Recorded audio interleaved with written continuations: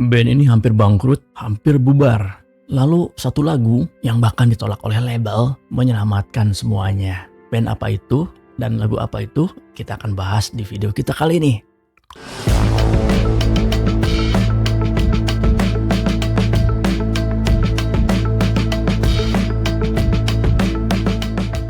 Sebelum menjadi legenda, mereka hampir tidak jadi apa-apa. Awal tahun 70-an, 4 orang, ambisi besar, uang hampir tidak ada. Nama band itu Queen, dipimpin oleh sosok karismatik Freddie Mercury. Suara gila, range vokal tidak masuk akal, karakter lebih besar dari panggungnya sendiri. Tapi masalahnya, industri musik saat itu tidak langsung percaya. Album awal mereka tidak langsung meledak, tur panjang, kontrak rekaman yang tidak pernah menguntungkan, cash flow seret. Dalam bahasa modern, bisnis model mereka belum sustain. Bahkan di balik layar, mereka hampir kehabisan uang. Bayangin, band legendaris masa depan, tapi rekeningnya kayak anak kos akhir bulan. Dan tekanan itu nyata dalam industri hiburan global yang sekarang kita kenal dengan multi-billion dollar entertainment industry dengan sistem royalty, intellectual property, dan digital distribution. Di masa itu, artis sering terjebak oleh kontrak yang buruk. Queen merasakannya, dan di titik ini band mulai retak. Apakah mereka akan bertahan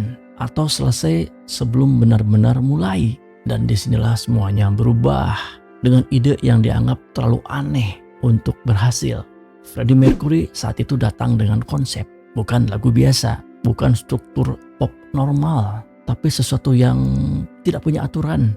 Judulnya Bohemian Rhapsody. Lagu ini tidak masuk akal, tidak ada chorus tradisional, durasinya 6 menit, terlalu panjang untuk konsumsi pendengar radio saat itu. Strukturnya ballad, opera, dan rock. Dan major label saat itu mengatakan ini tidak akan laku. Dan radio saat itu bilang tidak bisa diputar.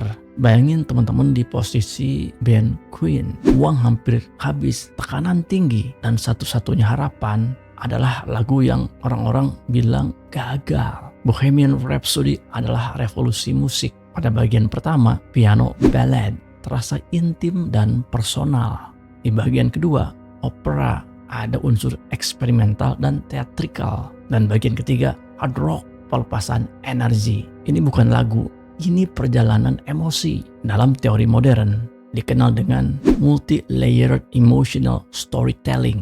Dalam satu lagu bisa terdiri dari beberapa pengalaman sekaligus. Penelitian neuroscience menunjukkan otak manusia menyukai kejutan yang terstruktur.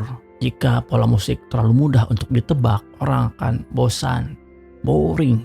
Jika terlalu random, malah membuat bingung. Bohemian Rhapsody itu ada di tengah-tengah. Cukup unik untuk menarik perhatian, cukup terstruktur untuk tetap nyaman. Itulah kenapa lagu ini terasa magis. Ini juga merupakan contoh sempurna bagaimana creative risk-taking bisa mengalahkan data. Brand differentiation menciptakan market baru.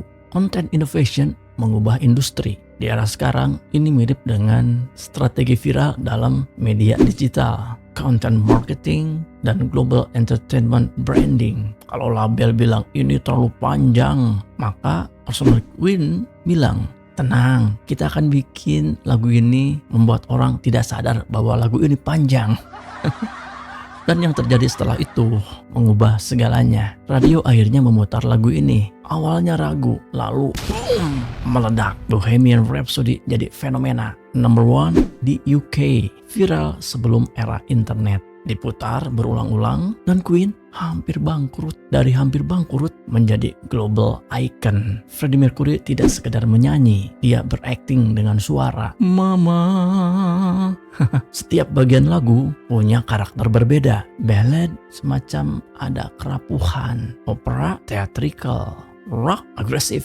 Ini bukan teknik biasa, ini storytelling vokal tingkat tinggi. Setelah lagu ini, standar musik ikut berubah. Video klip jadi penting. awal era visual marketing dan artis menjadi lebih berani untuk bereksperimen. Mereka mengubah rules of the game. Dalam psikologi kreatif, ide paling revolusioner hampir selalu ditolak dari awal. Kenapa? Karena otak manusia lebih nyaman dengan sesuatu yang sudah familiar. Jadi saat sesuatu benar-benar baru, reaksi pertama mereka adalah ini aneh. Kalau Queen mendengarkan label Bohemian Rhapsody tidak pernah ada. Kalau mereka bermain aman, tidak ada legenda. Jadi sekarang kita mendengar lagu itu dan bilang ini masterpiece. Tapi dulu itu dianggap kesalahan. Ironinya, yang hampir menghancurkan mereka justru menjadi yang menyelamatkan mereka. Dan mungkin dalam hidup juga seperti itu. Hal yang paling kamu ragukan, bisa jadi itu akan merubah segalanya. Kalau teman-teman jadi produser saat itu, apakah teman-teman akan merilis lagu seperti Bohemian Rhapsody ini? Atau teman-teman akan menolaknya? Silahkan tulis jawaban teman-teman di kolom komentar. Komentar terbaik akan aku pin. Sampai jumpa di video selanjutnya. Salam.